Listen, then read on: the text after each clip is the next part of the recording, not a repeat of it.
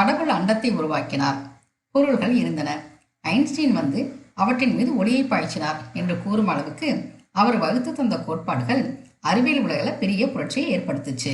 ஜெர்மனியில் ஹிட்லர் அதிகாரத்தை கைப்பற்றிய போது அமெரிக்காவில் இருந்த ஐன்ஸ்டீன் அதன் பிறகு நாடு திரும்பவே இல்லை.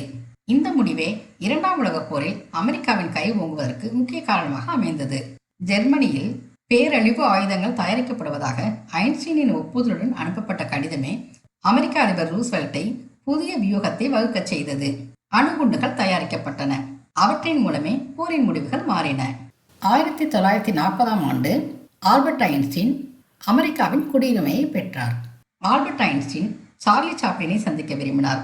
ஐன்ஸ்டீன் 1931ஆம் ஆண்டு பிப்ரவரி 2ஆம் தேதி லாஸ் ஏஞ்சலுக்கு விஜயம் செய்தபோது சார்லி சாப்ளின் அவருக்கு தான் நடித்த படமான சிட்டி லைட்ஸ் என்ற படத்தை பிரத்யேகமாக திரையிட்டு காண்பிக்க ஆசைப்பட்டு